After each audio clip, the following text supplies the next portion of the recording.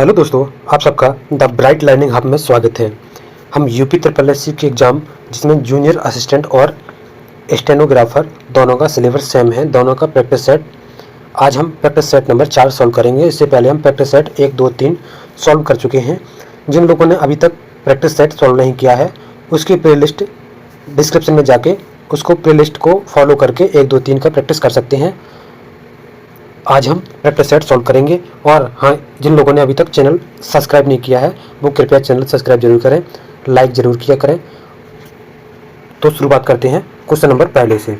हम practice set घटना चक्र के 1 से लेकर 10 तक सॉल्व कर चुके हैं, उसको भी आप ज़रूर एग्जाम से पहले देखें एक बार।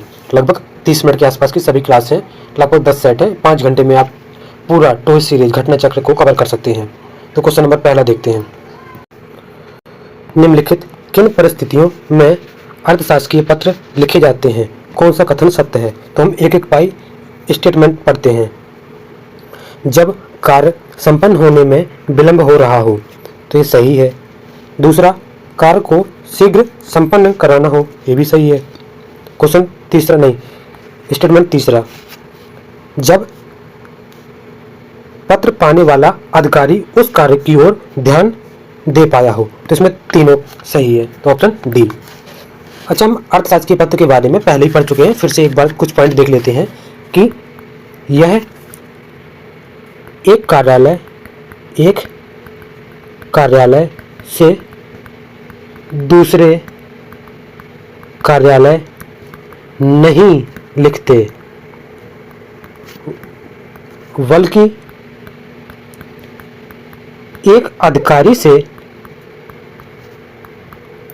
दूसरे अधिकारी को लिखते हैं। अच्छा, दूसरा पॉइंट सुन लेते हैं। दूसरा पॉइंट है कि बराबर के पदाधिकारियों के बीच लिखा जाता है और इसमें शैली कौन सी होनी चाहिए? तो इसमें व्यक्तिगत शैली का प्रयोग होता है इसमें।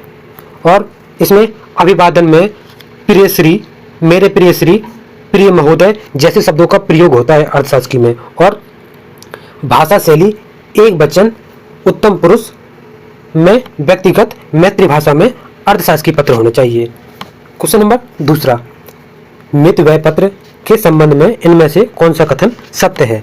तो मित व्यय पत्र का मतलब क्या होता है कि ऐसा पत्र भेजने में जिसमें खर्चा कम हो। क्या? खर्चा कम। तो इसमें कौन सा कथन सत्य है? तो एक ही कथन पढ़ते हैं। ए, इन पत्रों पर ऊपर बाईं ओर प्रेषक का नाम, पद, पता लिखा रहता है। दूसरा, बी, अंत में भावदीय आपका स्वनिर्देश का प्रयोग नहीं होता है। तीसरा, यह पत्र विदेश स्थित दूतावासों के माध्यम से विदेशी सरकारों को भेजा जाने वाला तार ही होता है। तो इसका आंसर क्या हो जाएगा? तो इसका आंसर ऑप्शन ए। बाकी सभी गलत हैं, केवल ऑप्शन ए सत्य है। तो इसके बारे में 1-2 पॉइंट जान लेते हैं कि मितव्ययी पत्र में भाषा कौन सी होनी चाहिए? तो औपचारिक और स्पष्ट होनी चाहिए। इसके बारे में और जैसे व्यक्तिगत वित्त और व्यवसायिक और उद्योग, सार्वजनिक वित्त, इन सब में मितव्ययी पत्र का उपयोग किया जाता है। क्वेश्चन नंबर तीसरा, सरकारी प्रतिष्ठानों द्वारा सामान आपूर्ति या निर्माण आदि कार्यों हेतु इनमें से कौन सा पत्र समाचार पत्रों में प्रकाशित किया जाता है? तो हम इससे पहले प्रैक्टिस सेट में वाले क्वेश्चन कर चुके हैं, तो इसका आंसर हो जाएगा निविदा। निविदा पत्र के बारे में पहले देखते हैं अधिसूचना। तो अधिसूचना एक कहाँ प्रकाशित होती है? तो यह गजट विज्ञप्ति में प्रकाशित किया जाता है इसको। अच्छा, परिपत्र क्या होता है? तो इसमें कोई विभाग अपने अधीनस्थ कर्मचारी को परिपत्र देता है। क्वेश्चन नंबर अगला, धोबी का कुत्ता घर का ना घाट का, लोकोक्ति में अर्थ है। तो इसका आंसर हो जाएगा चौथे का डी, कहीं ठौर ठिकाना ना होना, इसका आंसर हो जाएगा। क्वेश्चन नंबर 5, कान काटना। सबको याद है कान काटना मतलब चालाकी में आगे होना, ऑप्शन डी। क्वेश्चन नंबर 6, निम्नलिखित विकल्पों में से नवीन बनाने की क्रिया वाक्यांशों के लिए एक सार्थक शब्द क्या होगा? तो छठ में का आंसर हो जाएगा ऑप्शन डी, नवीन बनाने की क्रिया आधुनिकीकरण। परंपरावादी, इसको जो व्यक्ति समाज या समूह की स्थिति, रीति रिवाज को मान्यताओं का समर्थन करता है उसे हम परंपरावादी बोलते हैं। क्वेश्चन नंबर 7, निम्नलिखित में से किस वाक्य में गंगा के सही पर्यायवाची शब्दों का प्रयोग हुआ है? तो पहले नंबर तो गंगा के पर्यायवाची याद हो तभी बनेगा क्वेश्चन। तो गंगा के पर्यायवाची भागीरथी, सुरसरी, देव नदी, ये सभी पर्यायवाची किसके हैं? तो गंगा के। तो देखो इसमें ऑप्शन डी, देव नदी का जल पवित्र है, मतलब देव नदी किसका पर्यायवाची है? गंगा का। अच्छा कालिंदी पूछे तो कालिंदी किसका है? तो यह यमुना का पर्यायवाची है। यमुना के और पर्यायवाची कौन कौन से हैं? तो सूर, सुता, अर्कजा, रवि, तनया, भानुजा, ये सभी यमुना के पर्यायवाची हैं। क्वेश्चन नंबर 8, भारत देश में रहने वाले बहुत सारे लोग गौतम बुद्ध के अनुयायी थे। इस वाक्य में अनुयायी का विलोम क्या होगा? तो 8 का आंसर हो जाएगा ऑप्शन ए, विरोधी। अनुयायी के विलोम विरोधी। क्वेश्चन नंबर 9, निम्नलिखित वाक्यांशों में एक शब्द क्या होगा जो किए हुए उपकार को मानता है? 9 का आंसर हो जाएगा ऑप्शन डी, कृतज्ञ। अच्छा कृतज्ञ किसे बोलते हैं? जो उपकार न माने। क्वेश्चन नंबर 10, निम्नलिखित मुहावरे का उपयुक्त अर्थ क्या होगा? तो चट कर जाना का मतलब होता है खा जाना। क्वेश्चन नंबर 11, दिए गए शब्दों में से उचित शब्द में वाक्य पूर्ण करें। मतलब इस वाक्य में फिर यहाँ पे क्या आएगा? वैद्य जी देख कर इलाज करते हैं। तो वैद्य जी क्या देख कर इलाज करते हैं? इसका आंसर हो जाएगा नाड़ी, तो ऑप्शन बी। ध्यान से देखना, नाड़ी है ना कि नारी। क्वेश्चन नंबर 12, सरस्वती के पर्यायवाची शब्द से वाक्य की पूर्ति कीजिए। तो सरस्वती का पर्यायवाची पहले नंबर तो आपको याद होना चाहिए। तो सरस्वती के पर्यायवाची हम देखते हैं यहाँ पे बागीशौरी, भारती, शारदा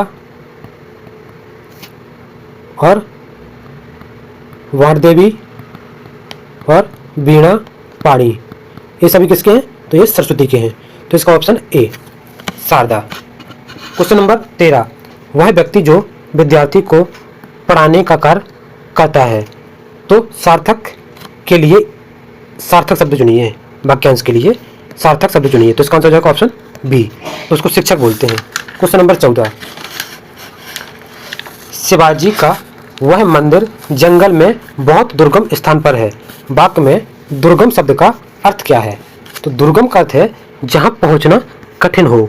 क्वेश्चन नंबर 15, शालीन व्यक्ति का समाज में हमेशा सम्मान होता है और खाली जगह का अपमान होता है। तो किसका अपमान होता है?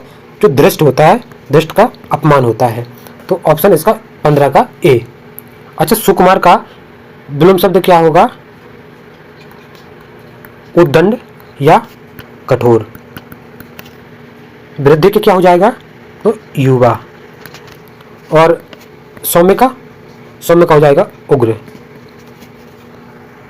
क्वेश्चन नंबर 16, निम्नलिखित में से किस वाक्य में सुकुमार के सही पर्यायवाची शब्द का प्रयोग हुआ है? तो सुकुमार का एक तो याद रखना कोमल और कूलपान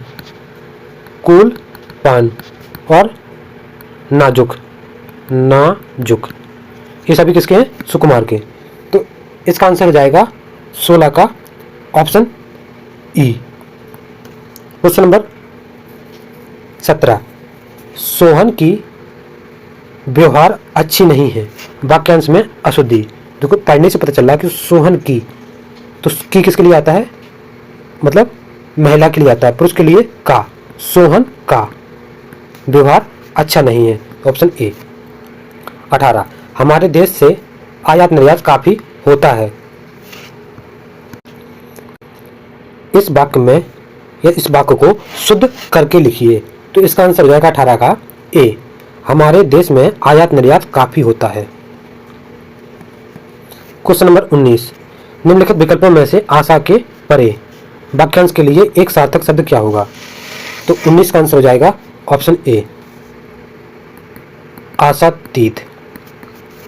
क्वेश्चन नंबर 20, काली घटा का घमंड घटा में अलंकार बताइए।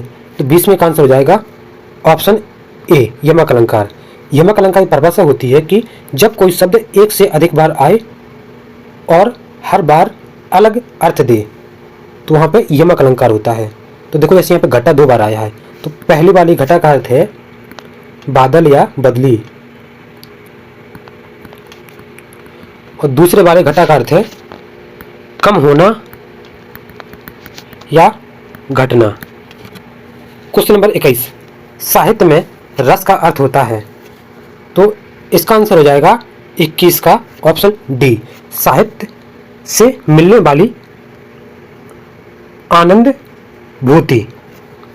तो इसके बारे में, रस के बारे में, रस की परिभाषा काव्य को पढ़ने या सुनने में जो आनंद की अनुभूति होती है उसे रस कहते हैं। तो रस कितने टाइप के होते हैं? तो 9 टाइप के। तो 9 कौन कौन से होते हैं?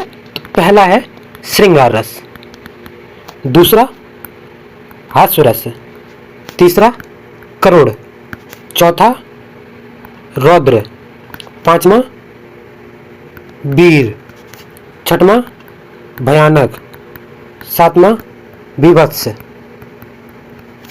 आठवां उद्भुत, नौवां शांत। तो ये 9 रस होते हैं। क्वेश्चन नंबर 22, निम्नलिखित में से कौन सा कवि भारतेंदु युग का नहीं है? तो 22 का आंसर हो जाएगा ऑप्शन डी, श्रीधर पाठक। क्वेश्चन नंबर 23, किस वर्ष साहित्य अकादमी पुरस्कार नहीं दिया गया? तो 23 का आंसर हो जाएगा ऑप्शन बी, 1962। चलो हम साहित्य अकादमी पुरस्कार के बारे में पूरा डिटेल से जानते हैं। तो पहली बात तो इसकी स्थापना कब हुई थी, यही पूछ लिया जाता है। तो इसकी स्थापना 1954 ईस्वी में। अच्छा, तो पहली बार कब मिला था? तो फर्स्ट टाइम 1955 में। तो फिर किसको मिला था ये भी जान लेते हैं। तो मिला था ये माखन लाल चतुर्वेदी को। तो किसके लिए मिला था? तो हिम तरंगिणी के लिए मिला था इनको। अच्छा, फिर कितनी भाषाओं में दिया जाता है? तो ये 24 भाषाओं में। तो 22 कौन सी भाषा है? तो 22 तो जो संविधान की 8वीं अनुसूची में दिया है। और 2 कौन सी हैं जो एग्जाम में तक पूछी जाती है कि 2, तो उस 2 में एक तो आता है अंग्रेजी, दूसरी आती है राजस्थानी। तो टोटल कितनी भाषा हो गई? 22 और 2 24। तो 24 भाषाओं में दिया जाता है। अच्छा, फिर एक करने का क्वेश्चन जान लेते हैं कि 2024 में फिर किसे मिला है? तो 2024 का किसे मिला है हिंदी भाषा में? तो वो मिला है गगन गिल को। किसके लिए मिला है? जब मैं बाहर आई। क्वेश्चन नंबर 24, निम्नलिखित प्रश्नों में 4 विकल्पों में से उस सही विकल्प का चयन करें जो बताता है कि व्यंजन को स्वर रहित दिखाने के लिए किस चिन्ह का उपयोग किया जाता है।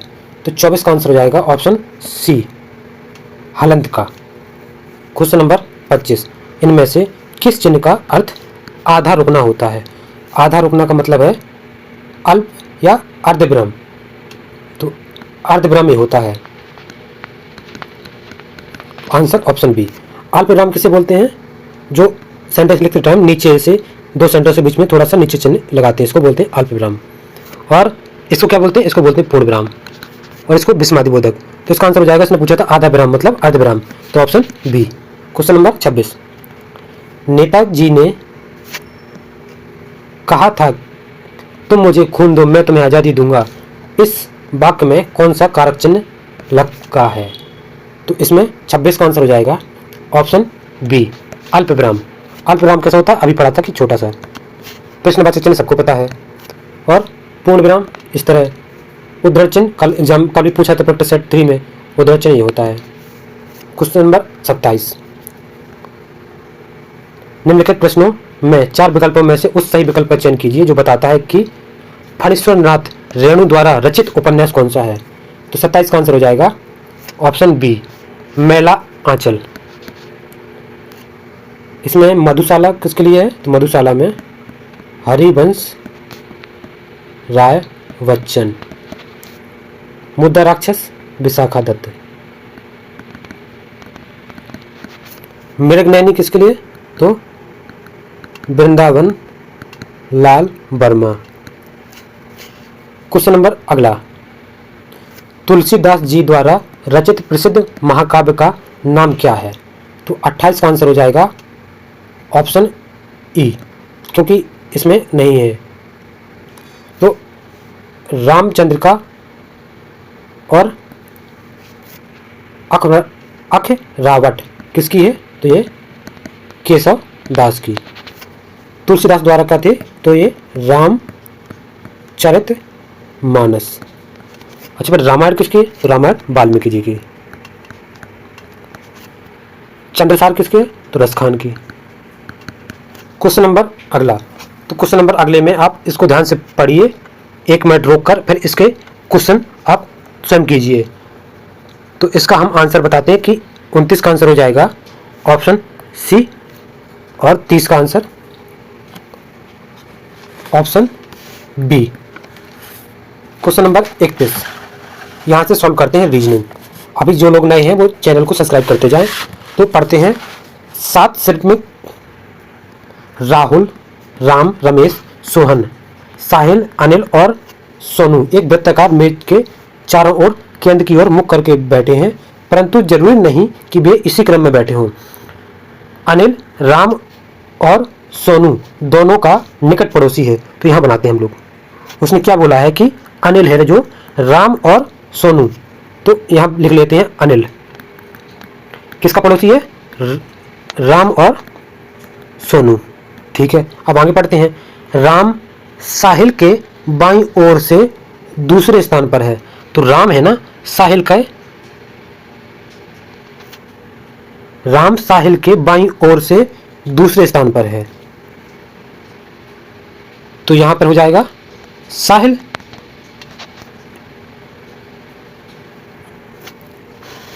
आगे पढ़ते हैं। राहुल, साहिल और सोहन दोनों का निकटतम पड़ोसी है। कौन? राहुल, साहिल और सोहन का। तो 1 2 3 4 5 लोग बैठाए, 2 लोग बचे हैं, तो उसने बोला राहुल, तो राहुल यहीं पे आएगा ना, तभी तो राहुल, साहिल और सोहन, ये हो गया साहिल और सोहन, तभी तो दोनों का पड़ोसी राहुल आएगा ना बीच के बीच। अब बचा कौन है? तो इसमें राम हो गया है, राहुल हो गया है, रमेश बचे हैं, तो रमेश यहाँ पे आ जाएंगे। तो उसमें अब क्वेश्चन पढ़ते हैं कि साहिल के बाईं ओर दूसरे स्थान पर कौन है? तो साहिल के बाईं ओर दूसरे स्थान पर कौन है? तो इसका आंसर हो जाएगा, ये हो गया इस साइड में है, तो बाईं ओर दूसरे स्थान पर कौन है? सोहन। तो इसका आंसर हो जाएगा ऑप्शन ए। क्वेश्चन नंबर अगला 32, दी गई श्रृंखला निम्नलिखित में से कौन सी संख्या प्रश्न चिन्ह के स्थान पर आएगी? तो देखो 17, फिर 24, फिर 32, फिर 41, फिर 51। तो सबसे पहले हम क्या बताए थे कि इसमें सबसे पहले डिफरेंस निकाल लिया करो। तो डिफरेंस से एक अनुमान ही लग जाता है कि क्यू बनेगा, स्क्वायर बनेगा, या ऐड हो रहा है या माइनस हो रहा है। तो सबसे पहले कैसा भी क्वेश्चन दिखे, सबसे पहले डिफरेंस निकाल के देखें।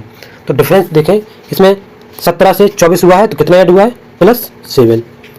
24 से 32 +8, 32 से 41 +9, 41 से 51 +10, तो अब क्या होगा? +11। 51 में 11 जुड़ेगा तो कितना आएगा? 62। ऑप्शन कौन सा है? डी। क्वेश्चन नंबर 33, देखो उसने बोला कि अब एक दर्पण, दर्पण इस साइड, अब इसने पूछा क्या बनेगा प्रतिबिंब इसका। तो देखो के यहाँ पे उल्टा है तो सीधा आएगा। सभी में देखो ऑप्शन देखते रहा करो, जिससे जल्दी टाइम नहीं लगता है। देखो सभी में सीधा के है, इसमें देखो एल उल्टा है, यहाँ सीधा हो जाएगा। देखो सीधा इसमें है, इसमें है, इसमें है, तो एक ऑप्शन तो कैंसिल हो गया। अब देखो ए सभी में सीधा है, फिर इसमें डब्ल्यू सभी में सीधा है, ओ सभी में सीधा है। अब बी यहाँ सीधा है तो यहाँ आएगा उल्टा। तो उल्टा किसमें है? इसमें है और इसमें है, तो ए वाला ऑप्शन कैंसिल हो गया।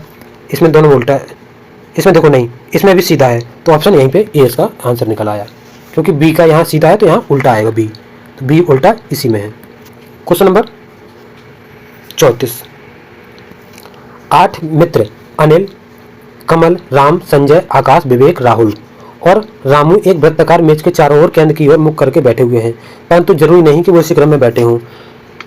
तो विवेक अनिल के दाईं ओर दूसरे स्थान पर बैठा है, तो यहाँ पे बना लेते हैं। क्या बोला है? विवेक अनिल के दाईं ओर, तो अनिल यहाँ पे है, ये हो गया अनिल। अनिल का दाएं इस साइड मोहे होगा तो दाएं होगा इस साइड, तो कौन से स्थान पर, तो उसने बोला है कि दूसरे स्थान पर, तो 1 2, दूसरे स्थान पर कौन बैठा है, विवेक।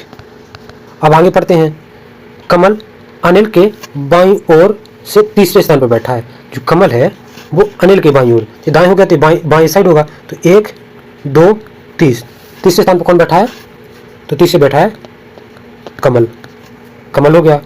अब देखो उसने बोला कि रामू विवेक के दाईं ओर से दूसरे स्थान पर है, तो विवेक तो ये है, इसका दूसरा स्थान कौन सा होगा, तो 1 2, यहाँ पर कौन बैठा है, रामू, तो ये रामू बैठा दिए।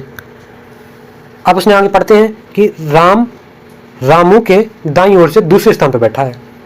जो राम है वो रामू के दाईं ओर क्या हो गया, 1 2, यहाँ कौन बैठा है, तो यहाँ राम बैठ गया है। आकाश राहुल के दाईं ओर दूसरे स्थान पर बैठा है, तो आकाश है वो राहुल के दाईं ओर, इसमें राहुल तो दिया नहीं है।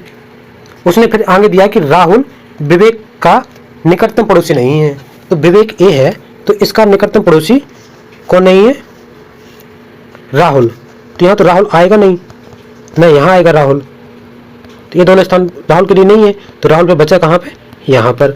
अब उसने बोला था कि एक उससे पहले कि आकाश राहुल के दाईं ओर दूसरे स्थान पर बैठा है, तो राहुल जब यहाँ बैठ गया तो इसका दाईं दूसरा स्थान ये होगा, तो इसके यहाँ पर कौन बैठा है, तो यहाँ पर बैठा है आकाश, ये आकाश यहाँ बैठ गया।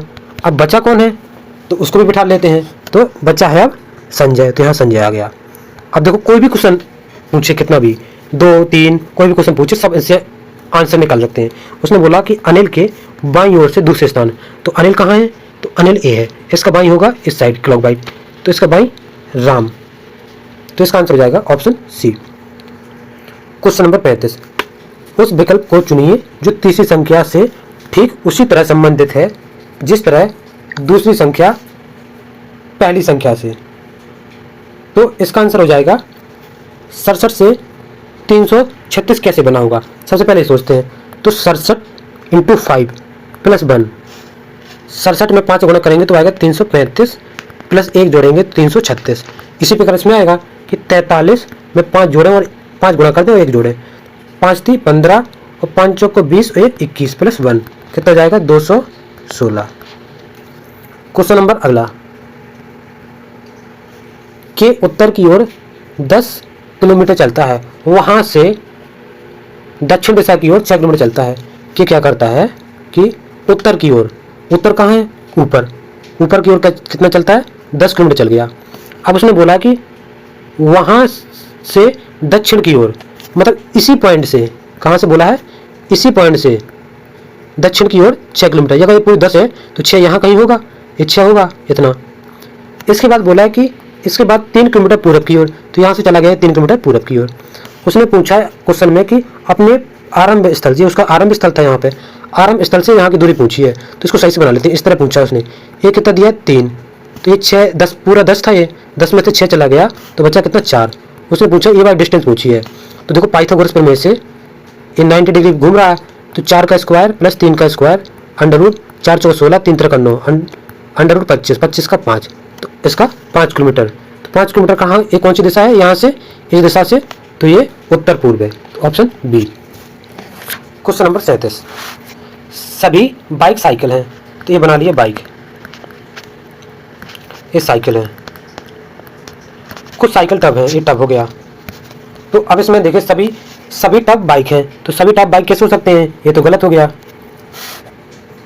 सभी साइकिल टब है, ये साइकिल छोटा सा टब है, थोड़ा सा हिस्सा है इसमें, सभी नहीं है तो ये गलत हो गया। सभी साइकिल बाइक हैं, तो ये बाइक है, ये साइकिल उल्टा बोल दिया इसने, तो ये भी गलत हो गया। तो इसमें से कोई भी सही नहीं है। अर्थ सब देखते हैं। उसने बोला कि 5 pen P1 P2 P3 P4 P5 के 4 भारों की तुलना की जाती है। P3 भार P1 से कम है लेकिन P2 से अधिक है। P2 का भार केवल 2 पेनों से अधिक है। P5 का भार सबसे कम नहीं है। यदि P5 का भार 100 किलोग्राम है तो P1 का भार कितना होगा। तो देखो इसमें बना कर देखते हैं पहले। तो इसमें एक एक करके ध्यान से पढ़ते हैं। किसने बोला है कि P3 का भार P1 से कम है। जो P3 है, पहले छोटे छोटे टुकड़े बनाते हैं जो जो दिया है। P3 P1 हो गया। उसने बोला लेकिन P2 से अधिक है। जो P3 का भार है वो P2 से अधिक है, तो 3 लोग कहीं हो गए। उसने बोला कि P2 का भार केवल 2 पेन से अधिक है, तो ये P2 है, इसका भार केवल 2 पेन से, तो इसके पीछे 2 ही लोग बचे, 5 हैं तो 2 ही लोग होंगे इसके पीछे।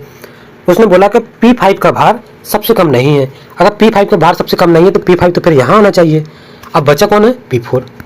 अब देखते हैं उसने बोला कि P5 का भार कितना है, इसका भार दिया 100 ग्राम। उसने P1 का पूछा है, तो देखो ये सभी बड़े हैं भार इसमें, तो P5 को जब 100 बोला तो आंसर तो 100 से ज़्यादा आएगा, 100 से कितना भी ज़्यादा हो सकता है। तो ऑप्शन एक ही है उसमें डी, कि जिसका 100 से किलोग्राम से ज़्यादा है। बाकी देखो 96, 95, 90 ये सब तो होगा नहीं, क्योंकि 100 से ज़्यादा होगा, तो 108। क्वेश्चन नंबर 39, उस विकल्प आकृति को चुनिए जिसमें दी गई आकृति इसके भाग के रूप में चिन्हित है, घूर्णन की अनुमति नहीं है। तो घूर्णन की अनुमति नहीं है, देखो इसमें कौन सा होगा, तो ऑप्शन देखो इसमें बना के, इस तरह का लाइन, इस तरह और इस तरह और इस तरह, कहाँ मिल रहा है? देखो इसमें तो यहाँ मिल ही रहा है, इसमें भी नहीं मिल रहा है। इसमें देखो ये थोड़ा सा तो है, लेकिन ये लाइन ऐसी होनी चाहिए यहाँ से, तो इसमें भी नहीं मिल रहा है, केवल यही मिल रहा है, तो ऑप्शन डी। क्वेश्चन नंबर 40, जैसे रिंक स्केटिंग, तो पिच में क्या होता है, तो इसका आंसर हो जाएगा 40 का ऑप्शन ए, क्रिकेट की पिच होती है। क्वेश्चन नंबर 41, गणेश नीता का भाई है, सोनल संदीप की बहन है, जो कि रीता का बेटा है। रीता और नीता बहनें हैं, तो सोनल की मौसी कौन है? तो बनाना शुरू करते हैं। गणेश नीता का भाई है, तो ये गणेश हो गए, कौन? नीता का भाई है। उसने बोला कि सोनल संदीप की बहन है और रीता का बेटा है, तो रीता का बेटा कौन है? सोनल। तो इसमें और अंक का दिया है कि रीता और नीता बहनें हैं, तो नीता ये हो गई, तो इसका रीता बहन हो गई, तो यहाँ बना लो रीता। उसने रीता के बारे में क्या दिया था? सोनल संदीप की बहन है, जो कि रीता का बेटा है। बेटा कौन है? संदीप, तो रीता ये हो गया, तो यहाँ पे ये संदीप इसका बेटा हो गया। और संदीप की बहन कौन है? सोनल, तो यहाँ इसको बराबर में सोनल बना लो। तो उसने पूछा सोनल की मौसी, ये सोनल हो गया, तो ये मम्मी हो गई इसकी, तो ये मम्मी की बहन मौसी, तो कौन? नीता। क्वेश्चन नंबर 42, आमलेट का संबंध अंडा से है, तो इसमें कौन सा संबंध इसी प्रकार से मैच कर रहा है? तो 42 का आंसर हो जाएगा फर्नीचर का लकड़ी। क्वेश्चन नंबर अगला, एक निश्चित कूट भाषा में इस शब्द को इस तरह लिखा जाता है, तो इसका पूछा है। तो देखो सबसे पहले हम बताए थे कोई भी क्वेश्चन सॉल्व करने से पहले कि सबसे पहले नंबरिंग आपको कंठ से याद होनी चाहिए।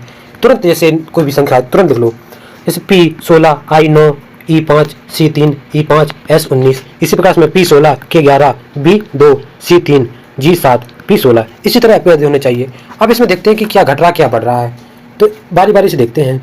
देखो इसमें क्या किया है इन्होंने, पहला P16, 16 से 16 मतलब कोई अंतर नहीं, 0 बढ़ा है। 9 से 11 मतलब +2 बढ़ा है। फिर 5 से 2 हो गया, फिर -3 मतलब 0, 2, -3, इस तरह हो रहा है। देखो यहाँ पे 3, फिर 3 हो गया। 5 से 7 हो गया, तो यहाँ 5 से 7 हुआ, तो यहाँ पे 2 बढ़ रहा है, फिर यहाँ 3 घट रहा है। मतलब पहले 0, फिर 2, फिर -3। सेम इसमें 0 मतलब O का O, +2 बढ़ेगा तो B का C, D, OD का OD है। चलिए तो मैच कर रहा है। इसमें फिर -3, T का कितना होता है 20, 20 से -3 जाएगा 17, 17 किसका होता है Q इसमें किसमें भी मैच कर रहा है। A फिर सेम होगा 0 मतलब A इसमें है, इसमें नहीं, तो एक तो कैंसिल हो गया यहाँ पे। चलो फिर I कितना होता है 9 में 2 जोड़ेंगे 11, कितना है K किसमें है? इसमें नहीं है, इसमें C, इसमें भी नहीं है, तो केवल इसी में, ऑप्शन C। 43 का 44 देखते हैं। सबसे पहले नंबरिंग 6, 9, 12, 15, कितना बढ़ रहा है? 3, 3, 6, 3, 9, 3, 12, 3, 15, 3, 18। 18 R होता है, तो R किसमें है? इसमें S है, इसमें S है, चलो 2 में। इसके बाद O 15, 13, K11 और I 9। 15 से 13 हुआ, 2 घटा, 13 से 11 2 आया, 9 से 11 से 2 घटा 9 में से 2 जाएगा तो 7 किसका है? D। 44 का D। क्वेश्चन नंबर 45, किस घड़ी के घंटे की सुई 1 मिनट में कितनी डिग्री घूमती है? तो 45 का आंसर हो जाएगा। सबसे पहले देखते हैं कैसे निकालते हैं। तो इसमें देखो 60 मिनट का ये घड़ी होती है, इसमें 12 खाना बटी है, पूरे का कौन होता है 360, अगर इसमें 12 में भाग दे दी जाए तो कितना आएगा 12 × 36, मतलब एक खाना कितने का होता है 30 डिग्री का। तो देखो 60 मिनट में जब 60 मिनट की बड़ी वाली सुई घूम जाती है तो छोटी वाली सुई एक खाना घूम जाएगी, एक खाना मतलब 30 डिग्री, तो 1 मिनट में कितनी घूमेगी 30/60, तो मतलब 1/2, 1/2 डिग्री घूमती है 1 मिनट में। वही पूछा कि 1 मिनट में कितनी डिग्री घूमती है, तो 1/2, 1/2 इसमें कहीं नहीं है, एक भी ऑप्शन नहीं है, तो ऑप्शन ई। क्वेश्चन नंबर 40, निम्नलिखित मुगल सम्राटों में से किस पातशाह की उपाधि धारण की थी? तो इसका आंसर हो जाएगा ऑप्शन डी, बाबर ने। अच्छा, पातशाह यह एक फारसी शब्द है जिसे बोलते हैं सम्राट। अच्छा, बाबर के बारे में कुछ पॉइंट जान लेते हैं। जैसे बाबर ने की 4 लड़ाई एग्जाम में बहुत पूछी जाती हैं। पानीपत का प्रथम युद्ध कब हुआ था, मतलब पानीपत का युद्ध लड़ा था इन्होंने, युद्ध लड़ा था सॉरी, तो कब लड़ा था 1526 में। फिर कौन सा युद्ध लड़ा था, खानवा, खानवा कब आया था 1927 में। फिर कौन सा लड़ा था, चंदेरी, चंदेरी कब 1928 में। फिर लास्ट 1929 में घाघरा। इसके ट्रिक ऐसे याद रखते हैं कि बाबर ने पानी पिया, खाना खाया, घोड़े पे चढ़कर मतलब चंदेरी से चढ़कर, और घर गया मतलब घाघरा। अच्छा, मुगलों का क्रम आ जाए पूछ लेता, आजकल क्रम पूछ रहा है 4 विकल्प देके। तो देखो मुगलों का क्रम में सबसे पहले बाबर याद रखते हैं, बाबर के बाद हुमायूं याद रखते हैं, फिर अकबर याद रखते हैं, अकबर के बाद जहांगीर याद रखते हैं, फिर शाहजहां याद रखते हैं, फिर औरंगजेब याद रखते हैं, औरंगजेब, इसके बाद बहादुर शाह फर्स्ट। फिर से ऑर्डर देखते हैं कौन कौन, बाबर के बाद हुमायूं, हुमायूं के बाद अकबर, जहांगीर, शाहजहां, औरंगजेब, फिर बहादुर शाह प्रथम। क्वेश्चन नंबर 47, एनी बेसेंट निम्नलिखित में से किस सामाजिक धार्मिक आंदोलन से जुड़ी थी? तो 47 का आंसर हो जाएगा ऑप्शन ए, थियोसॉफिकल सोसाइटी। इसकी स्थापना 1875। अच्छा, आदि ब्रह्म समाज की स्थापना 1828 में किसने? तो ये की थी राजा राम मोहन राय। भारतीय सुधार संघ पूछ ले तो किसने? ये की थी केशव चंद्र सेन ने। क्वेश्चन नंबर 48, यंसो दाब की अवस्था में परिवर्तन से संबंधित परिघटना में यंसो का पूर्ण रूप क्या है? तो 48 का आंसर हो जाएगा अल नीलो southern oscillation, option D. Question number अगला, जो लोग अभी चैनल सब्सक्राइब नहीं कर रहे हैं सब्सक्राइब करें। 49, निम्नलिखित में से कौन सा अम्ल नारियल के तेल में पाया जाता है? तो 49 का आंसर हो जाएगा ऑप्शन सी, लॉरिक अम्ल। अच्छा, दही में तो लैक्टिक अम्ल। क्वेश्चन नंबर 50, सिंधु घाटी सभ्यता में लोथल शहर की एक उपनदी किनारे पर बसा है, तो इसका आंसर हो जाएगा ऑप्शन ए, साबरमती। वैसे तो लोथल है ना, उसने पूछा है कि एक उपनदी पूछा है, उपनदी, ध्यान दो। वैसे तो लोथल कहाँ है, तो भोगवा नदी पर, भोगवा नदी की एक सहायक नदी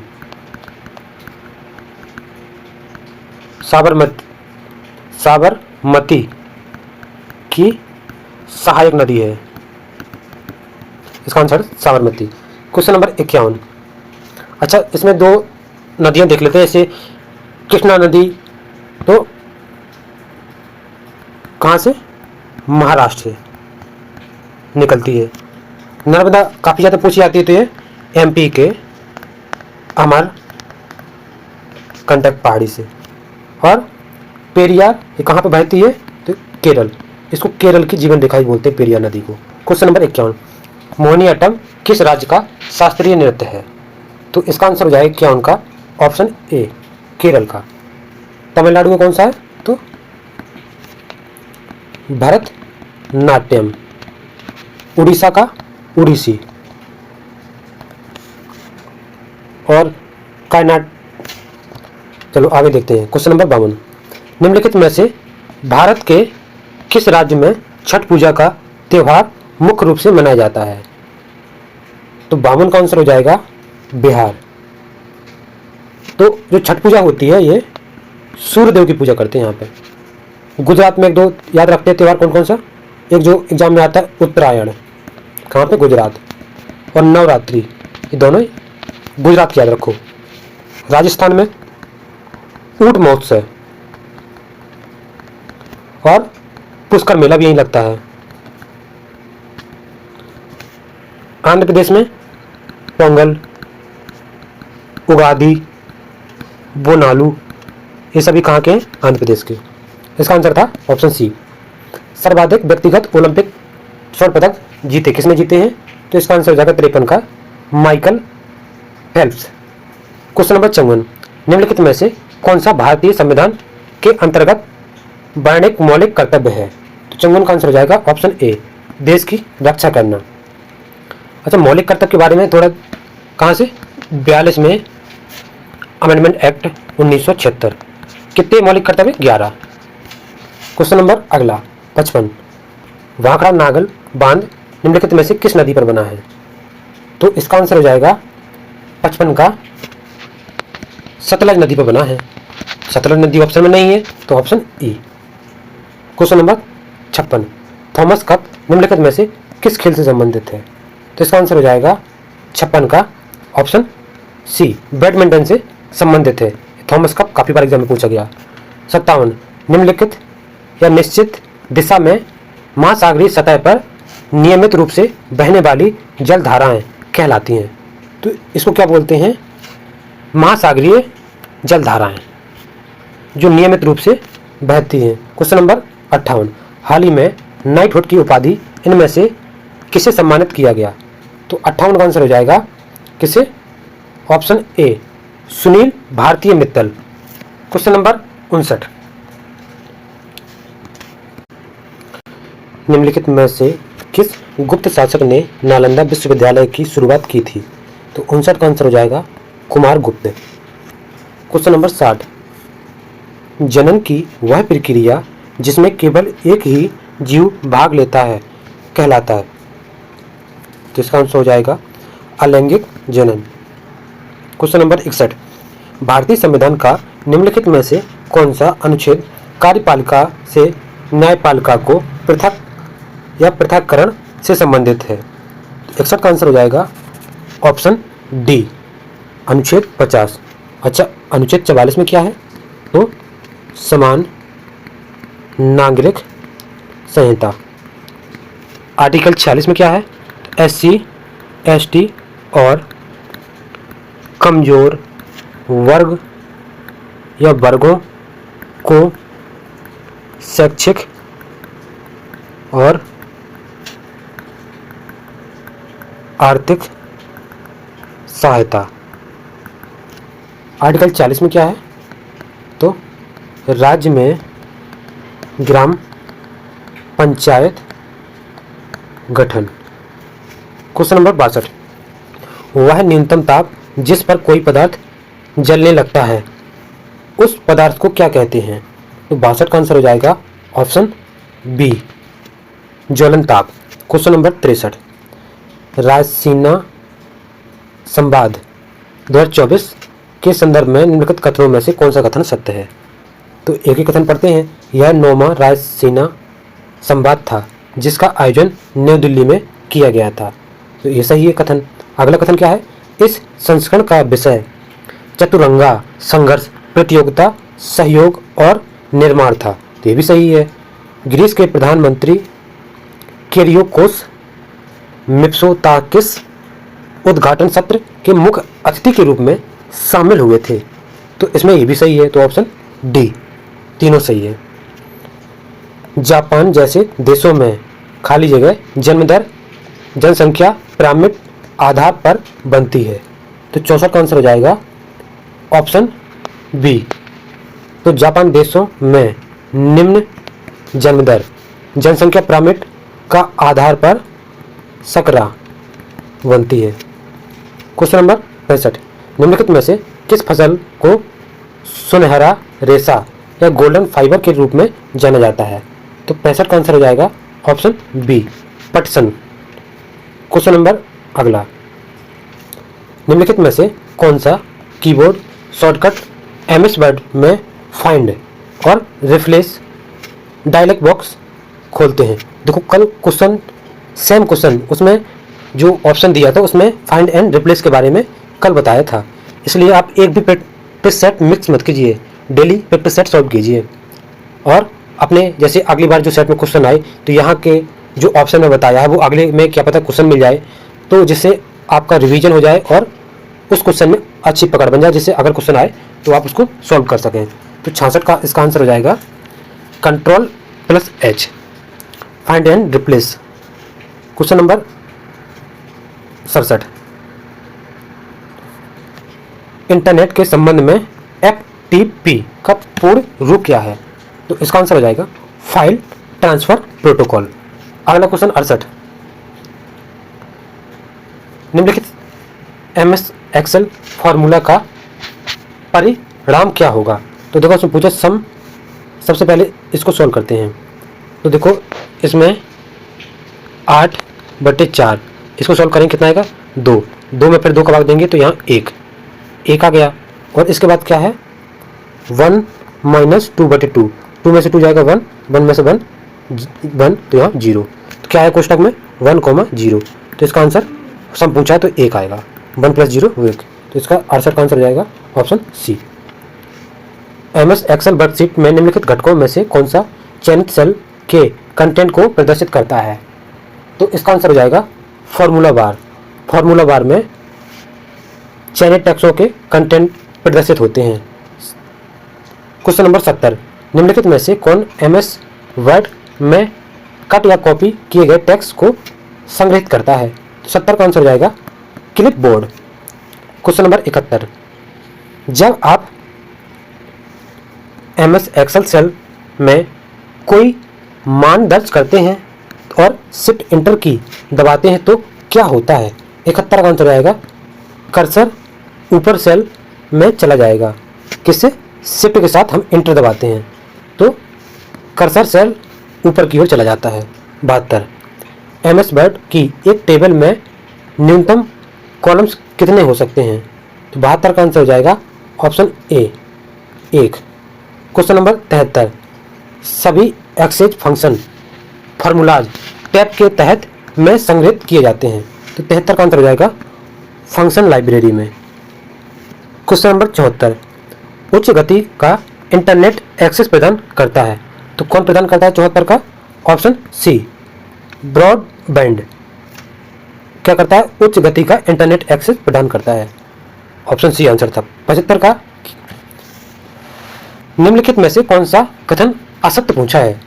हमेशा कभी असत्य नहीं वाले क्वेश्चन को यहाँ पे आप पहले से राउंड या गोला टाइप बना लिया करो, जिससे पता चले कि इसमें नहीं या असत्य ऐसे स्टेटमेंट पूछे जाते हैं। क्योंकि हम जल्दबाजी में वहाँ पे ये सब ध्यान नहीं देते हैं तो उसमें अपना एक नंबर के साथ साथ नेगेटिव मार्क के साथ काफ़ी ज़्यादा लॉस हो जाता है।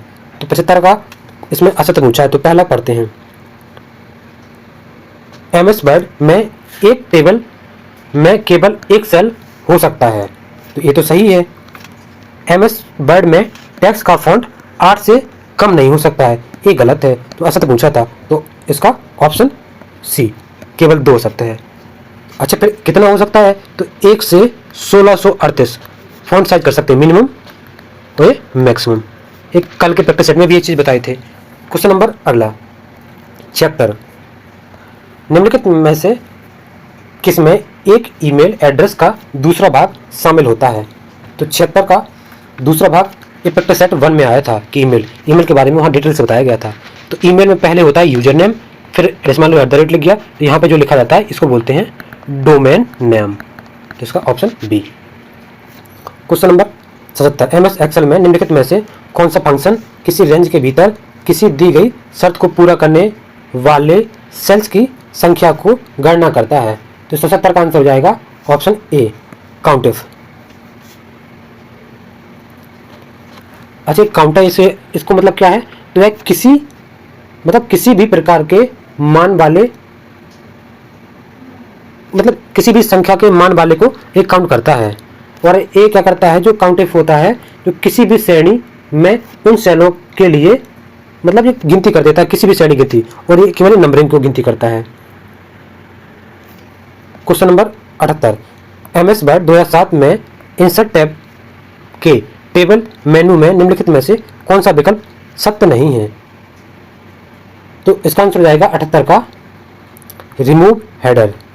बाकी सभी होता है, कीप टेबल होता है, ड्रा टेबल होता है, इंसर्ट टेबल होता है। टेबल मेनू में ये तीन ऑप्शन होते हैं, केवल रिमूव हेडर नहीं होता है। MS वर्ड में डॉक्यूमेंट को बंद करने के लिए निम्नलिखित में से किस शॉर्टकट कुंजी का, तो एक प्रैक्टिस सेट शायद 2 में एक क्वेश्चन था, तो इसके बारे में हमने वहाँ पे डिटेल समझा था। तो 79 का option A, Ctrl+W, Ctrl S save, Ctrl M अगर पूछ ले तो क्या होता है, इससे होता है पैराग्राफ को इंडेंट करने को। Ctrl N न्यू पेज के लिए। क्वेश्चन नंबर 80, निम्नलिखित में से कौन सा विभिन्न संबंधित वेब पेजों का एक केंद्रीय स्थान है? तो 80 का आंसर हो जाएगा वेबसाइट। अब चलते हैं लास्ट 20 क्वेश्चन यूपी, जो यूपी में उत्तर प्रदेश स्पेशल के आने हैं। चैनल को लाइक जरूर करते जाएं, सब्सक्राइब भी करते जाएं। निम्नलिखित में से उत्तर प्रदेश का कौन सा जनपद नेपाल के साथ सीमा साझा नहीं करता है? तो कौन नहीं करता है नेपाल के साथ? नेपाल साथ यूपी के 7 जिले हैं। कौन कौन से? तो उनके नाम हैं पीलीभीत, लखीमपुर खीरी, बहराइच, श्रावस्ती, बलरामपुर, सिद्धार्थनगर और लास्ट महाराजगंज। महाराजगंज। तो 1 2 3 4 5 6 7, तो हमारे 7 यूपी के डिस्ट्रिक्ट नेपाल से सीमा बनाते हैं। उसने पूछा कौन सा नहीं बनाता है, तो देखो इसमें कौन सा नहीं बनाता है, तो इसमें कुशीनगर नहीं बनाता है। कुशीनगर किससे? तो ये बिहार से। नहीं पूछा था। 82, उत्तर प्रदेश के निम्नलिखित में से किस ऐतिहासिक मेले में हिंदू और मुसलमान दोनों आते हैं? तो 82 का आंसर हो जाएगा नौचंदी का मेला। प्रसिद्ध ठुमरी गायिका गिरिजा देवी का जन्म किस शहर में हुआ है? तो समय पेपर जिस तरह आ रहे हैं उसमें किसी का नाम दे दिया जाता है, तो पूछा जाता है किस शहर से उनका जन्म हुआ था, किस शहर में। तो गिरिजा देवी का इसका आंसर हो जाएगा 83 का ऑप्शन डी, वाराणसी में। क्वेश्चन नंबर 84, उत्तर प्रदेश का सबसे पूर्वी शहर निम्नलिखित में से कौन सा है? तो सबसे पूर्वी 84 का आंसर हो जाएगा ऑप्शन ए, बलिया। बलिया सबसे पूर्वी। अच्छा, अगर इसमें पूछे कि इस तरह बनाते हैं, बलिया हो गया या सबसे पूर्वी, तो पश्चिमी कौन सा हो जाएगा सबसे? तो यहाँ शामली। उत्तरी कौन सा हो जाएगा? तो ये सहारनपुर।